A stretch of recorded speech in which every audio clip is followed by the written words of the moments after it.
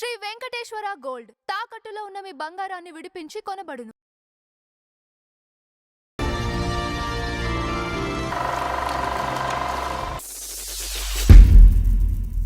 మంచి మెజార్టీ.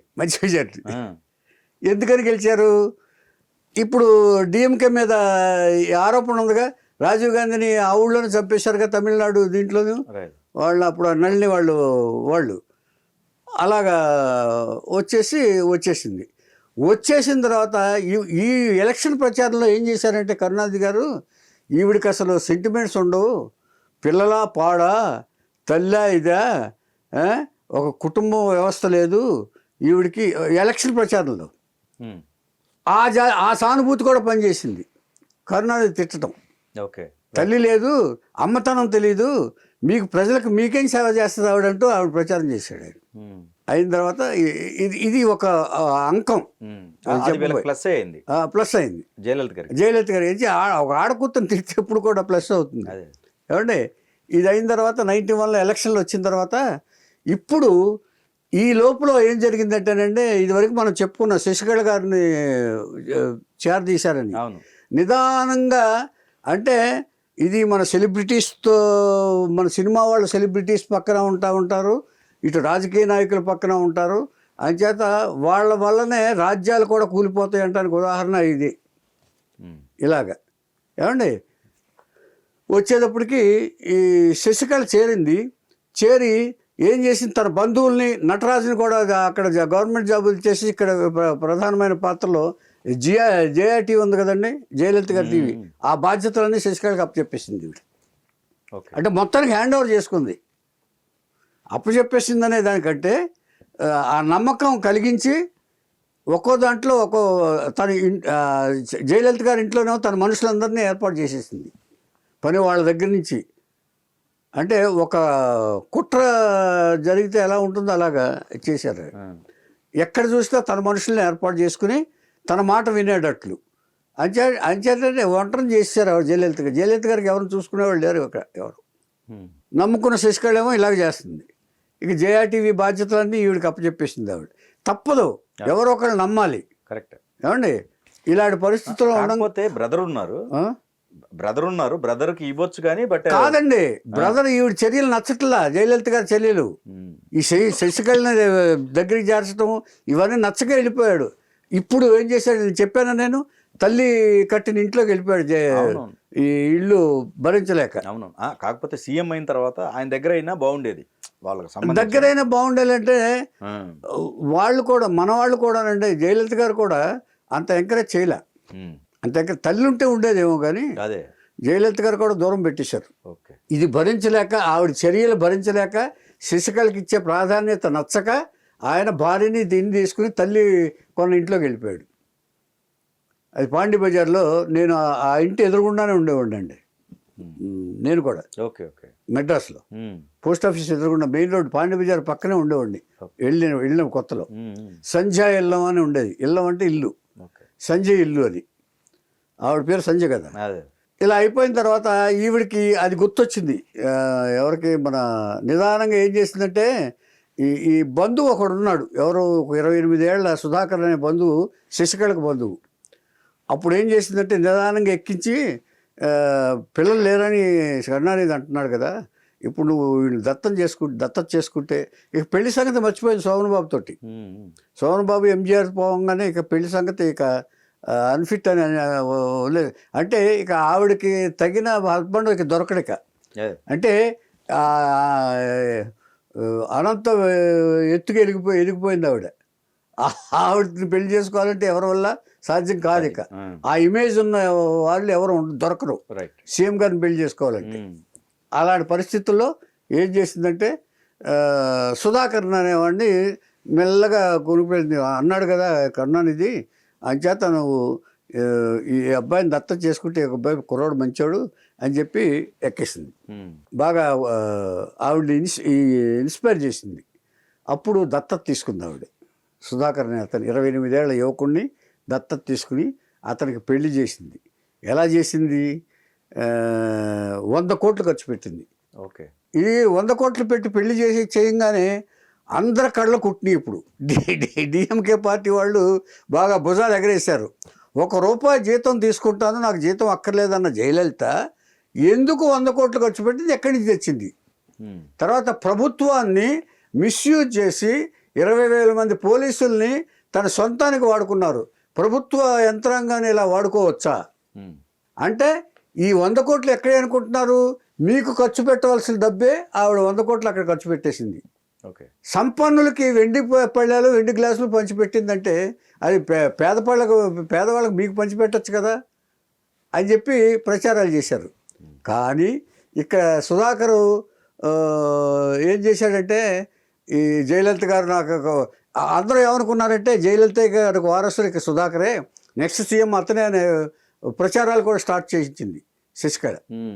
ప్రచారాలు వచ్చేసిన తర్వాత ఇక నాకేమీ తిరుగులేదు అనుకున్నాడు సుధాకరు.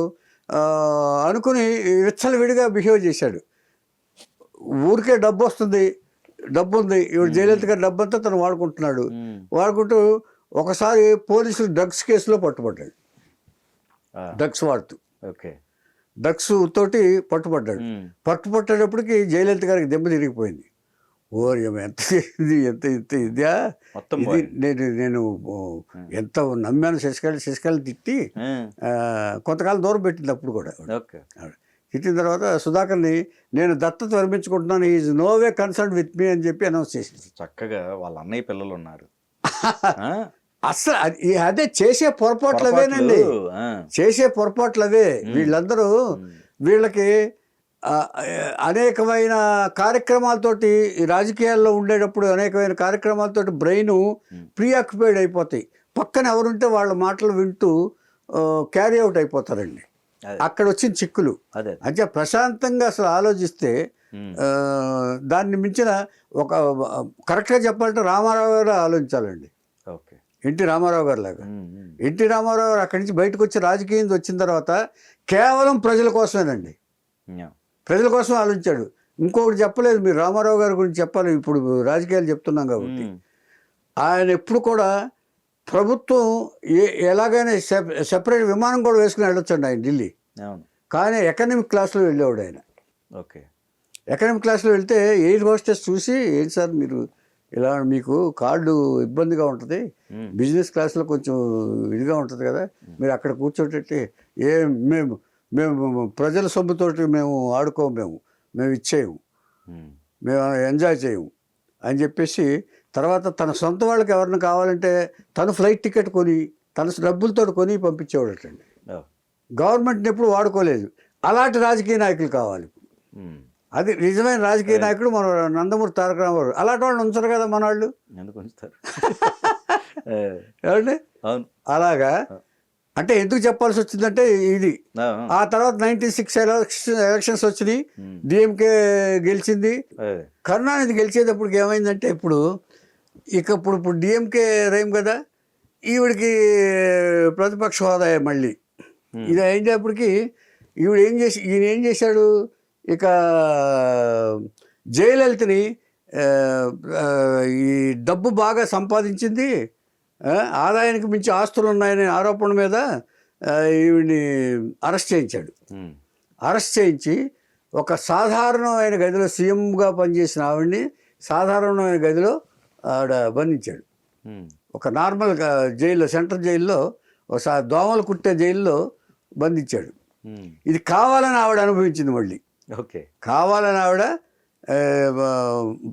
బయట వాళ్ళ అనుయాయుల చేత ప్రచారం కూడా చేయించింది. ఇలాగా జయలలిత గారు చాలా ఇబ్బంది పడుతున్నారు, దోమలు కుట్టి చాలా బాధపడుతున్నారు, నిద్ర లేక బాధపడుతున్నారు, పాపం ఆవిడ్ని ఇంత ఇబ్బంది పెడుతున్నారు అంటే ఎప్పుడు నుంచి స్టార్ట్ చేసింది సానుభూతి పర్వం. అదే అయిపోయింది. ఈ 5 ఏళ్ళు ఆ కేసులతోటి ఇదైపోయింది. కేసులు ఇదయ్యి తర్వాత ఈవిడ ఆస్తులన్నీ జప్తు చేశారు. అందులో రైడ్ చేస్తే ఏమైందంటే 1500 ఎకరాల పొలం కాగితాలు ఇక్కడ హైదరాబాద్లో కూడా ఉన్నాయి. ఏమండి 750 జతల చెప్పులు, 12,500 పట్టు చీరలు, తర్వాత వడ్డాణాలు, కిరీటాలు, వజ్రాలు, మాణిక్యాలు, కొన్ని కిలోల బంగారం, కొన్ని కిలోల వెండి, ఇలాగా లిస్ట్ ఉంది కావాలని చెప్తాను తర్వాత ఏమండి ఓకే, ఓకే. అసలు చీరలు 12,000 12,500 బాబోయ్. ఆవిడకి ఏంటండి బాబు ఎక్కడికి వెళ్ళినా చీరలు పెడతారు కదండి. అదేలే. ఇప్పుడు మనకే సెలబ్రిటీస్కే ఎక్కడికి వెళ్తే ముందు బట్టలు పెడతారు కదా. అట్లా పెట్టినయా ఆ, ఏమిడు కొన్నాయి ఎందుకు కొనవు ఈవిడ కొనాలి ఏంటంటే బాబు అదేలే బట్టల షాప్ వాళ్ళు వచ్చి మొత్తం అక్కడ పరిచి పెడతారు అదే. ఆవిడకి. ఏమండి ఆవిడ అనుభవించిన అంటే అసలు హీరోయిన్గా కూడా ఎంజీఆర్ దగ్గర ఉన్నప్పుడు కూడా ఆవిడ రాయలే కదండి బాబు. ఎంజీఆర్ ఎంత ఇచ్చి ఉంటాడు అయినా ఆవిడకి. ఓకే, దాన్ని బట్టి ఆలోచించండి ఒకసారి. రైట్. ఏమండి ఇలాగ వాళ్ళకి ఇవన్నీ లెక్కలోకి రావండి మనకి. అదే ఏం చేద్దంటే అంత వైభవంగా అంటే హీరోయిన్గా కూడా top most paid heroine Jayalalithaa గారే. 140 సినిమాలు చేసింది ఆవిడ. ఓకే. ఇవన్నీ జప్తు చేసి ఎన్ని బాక్సులు అంటేనంటే దాదాపుగా 7-8 బాక్సులు, పెద్ద బాక్సులు, ఒక్కో దాంట్లో ఒక్కొక్క ఐటమ్స్ తీసుకెళ్ళి సీజ్ చేసి రిజర్వ్ బ్యాంక్లో పెట్టించారు ఈవిడికి. అప్పటి నుంచి ఆవిడ నగలనే వేసుకోవాలి. ఎందుకంటే పెళ్లిలో ఈ శశికళని ఈవిడ కలిసి ఒక 2-3 కిలోల బంగారం వడ్డాణాలతో సహా వేసుకున్నారు వీళ్ళు. మరి ఇవన్నీ ఫోటోల్లో ఉన్నాయి. ఓకే. అవన్నీ వసూలు చేశారు. ఈవిడ వడ్డానం అంటే ఎలా ఉంటుంది, శశికళ వడ్డానం అంటే ఎలా ఉంటుంది తర్వాత ఫోటోలు చూస్తే తెలుస్తుంది అది. ఏమంటే ఫోటోలు చూశారు. సో ఇవన్నీ దొరికిపోయింది ఆవిడ. అయ్యేటప్పటికి ఆవిడేమి ఇది అవ్వాల. మళ్ళీ జైలు నుంచి వచ్చేసారు ఆవిడ. జైలు నుంచి 4 రోజులు దాదాపుగా 29 రోజులు స్పెషల్ కేటగిరీ కూడా అడగలేదు ఆవిడ. కావాలని ఇదొక రాజకీయం. ఇప్పుడు దీన్ని ప్రచారం చేయించింది జయలలిత గారు. బయట ఆడపిల్లని చూడకుండా జైల్లో పడేసి దోమల మధ్య పడేశాడు కరుణానిధి అని చెప్పేసి ఆవిడ ప్రచారం మొదలుపెట్టించారు పార్టీ వర్గాలతోటి. ఏం తర్వాత 1999 ఎలక్షన్స్, పార్లమెంట్ ఎలక్షన్స్ వచ్చినాయి. అప్పుడు ఈవిడ పార్లమెంట్ సీట్స్కి పోటీ చేసింది. ఆవిడ పోటీ చేసి 18 సీట్లు గెలిచింది. ఓకే. ఈ సానుభూతితోటి 18 సీట్లు గెలిచింది. 18 సీట్లు గెలిచిన తర్వాత అప్పుడు వాజ్పేయి గవర్నమెంట్ కొంచెం మైనారిటీలో పడింది. మైనారిటీ పడితే ఈవిడ ఏం చేసిందంటే వాజ్పేయి గారికి సపోర్ట్ చేసి గెలిపించింది ఆయన్ని. గెలిపించిన తర్వాత ఆయన అవిశ్వాస తీర్మానం ఎత్తుకోవాల్సి వచ్చింది అప్పుడు పార్లమెంట్లో. అప్పుడు ఏం చేసిందంటే ఈవిడ బేరం పెట్టింది జయలలిత గారు. ఇప్పుడు నా కేసులు డిస్టర్బ్ చేస్తున్నారు వీళ్ళు, నా కేసుల మీద కొంచెం మీరు యాక్షన్ తీసుకోండి, నన్ను ఇబ్బంది పెట్టకుండా చూడండి అని చెప్పి వాజ్పేయి గారిని చెప్పింది. కానీ వాజ్పేయి గారు నేను అలాంటివి చేయనమ్మా, నువ్వు సపోర్ట్ చెయ్యి లేకపోతే అంత నిజాయితీ పడు. ఇది కూడా చెప్పుకోవాలి మనం. మొన్న వాజ్పేయి గారి విగ్రహం పెట్టారన్నాను చూసాను. ఎందుకు పెట్టాలి, ఇలాంటి వాళ్ళకే పెట్టాలి. ఏమండి మొన్న రామారావు గారి దాంట్లో చెప్పుకున్నాం వాజ్పేయి గారి విగ్రహం గురించి. నేను చేయనమ్మా అన్నాడు. అంటే అవిశ్వాస తీర్మానం రోజున ఒక్క ఓటుతో ఓడిపోయాడు ఆయన. ఈవిడ వెనక్కి తీసేసుకున్నారు. జయలలిత గారు వెనక్కి తీసేసుకున్నారు. ఒక్క ఓటుతోటి వెనక్కి వచ్చేసింది. ఆయన ఓడిపోయి వెళ్ళిపోయాడు. ఆయన వచ్చింది మళ్ళీ 2001 ఎలక్షన్లో వస్తే వీళ్ళు కోర్టులో వేశారు. ఈవిడ నేరస్తురాలు, కేసు తేలలేదు అని చెప్పి ఒక ఇది వేశారు.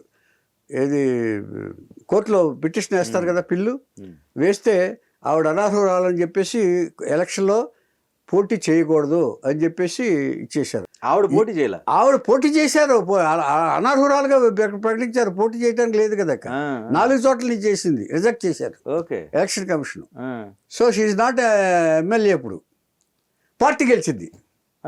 పార్టీ గెలిస్తే ఈవిడ ఏం చేసిందంటే పార్టీ ఎన్నుకున్నారు కాబట్టి మళ్ళీ సీఎం అయింది ఈవిడ. 6 నెలల లోపల గెలవచ్చుగా.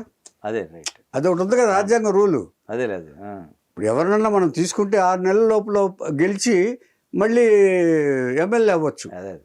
ఏమండి అప్పుడు సీఎం అయింది. అప్పుడు సుప్రీంకోర్టులో కేసు వేశారు. సుప్రీంకోర్టులో కేసు వేస్తే వాళ్ళు you are unfit, you have to get down from the same seat అని చెప్పి సుప్రీంకోర్టు ఇది ఇచ్చింది. అప్పుడు పన్నీర్సెల్వం అనే అతన్ని, తన అనుయాయుడిని, తన భక్తుడిని సీఎంగా చేసి తను బయట కిందకి దిగేసింది. అంటే కేసులు ఉన్నంత వరకు ఈవిడ అర్హురాలు కాదు. జగన్మోహన్ రెడ్డి గారు కావాలి, వీళ్ళందరూ బెయిల్ మీదే ఉంటుంది. కేసు నుండి కూడా సీఎం అయ్యాడు ఆయన. అవును, కేసులు ఆవిడ మీద అక్కడ డిఎంకే కదండి, ఇక్కడ చంద్రబాబు గారు. ఇప్పుడు వీళ్ళు పట్టుకోవాలా. అంటే సెంట్రల్ గవర్నమెంట్ అక్కడ ఆయనకి ఇదిగా ఉంది అప్పుడు. మీకు అర్థమైందా? Right right. Central government Jagan గారికి బాగా ఇదిగా ఉంది కాబట్టి ఇదేమి ఆధారపడి ఉంటుంది ఏంటంటే రాజ్యాంగం మీద ఆధారపడి ఉంటుంది వీళ్ళకి. ఇది అక్కడ డామినేషన్ అది వేరు. ఓకే. అంటే అప్పుడే కేసులు పుట్టప్ చేశారు. ఆయన జైలు నుంచి బెయిల్ మీద వచ్చేసాడు. వీళ్ళు కేసు అప్పుడే పుట్టప్ చేశారు. ఇంకా కేసులు కోర్టు రన్ అవుతుంది. ఈయన ఆల్రెడీ జైలు శిక్ష 16 నెలలు అనుభవించేసి వచ్చాడు జగన్మోహన్ రెడ్డి. ఇది అలాగ అప్పుడు కేసు. ఇప్పుడు ఈవిడ ఫైట్ చేసింది. ఈవిడ ఇక్కడ చెన్నైలో అయితే మళ్ళీ ఏమన్నా ఇన్ఫ్లుయెన్స్ జరుగుద్ది అని చెప్పి కర్ణాటకలో ఏదో ఒక ప్లేస్కి కోర్టుకి ట్రాన్స్ఫర్ చేశారు. ట్రాన్స్ఫర్ చేస్తే ఈవిడ ఫైట్ చేసి ఒక్క ఆదాయానికి మించి ఆస్తులున్న కేసుని తప్ప మిగతా కేసులన్నీ కూడా అంటే ఈవిడ మీద ఇచ్చేశారు కదా బాగా. మిగతా కేసులు కూడా పెట్టారు కదా, ప్రజల సొమ్ము అది సొమ్ము తిన్నారు, ఇది తిన్నారు, అది తిన్నారు అని చెప్పేసి చేశారు కదా. ఆ కేసులన్నింటి నుంచి బయటకు వచ్చేసింది. కానీ ఒక ఈ జప్తు చేశారు చూసారా, ఆదాయానికి మించి ఆస్తులు, అది ఆన్సరబుల్. ఓకే. అప్పుడు 2002 వరకు అది ఫైట్ చేసింది ఆవిడ. ఫైట్ చేసిన తర్వాత ఇప్పుడు ఏం చేసిందంటే మళ్ళీ దిండుగల్ నుంచి పోటీ చేసి ఎమ్మెల్యేగా అయ్యి సీఎంగా మళ్ళీ ప్రమాణ స్వీకారం చేసింది.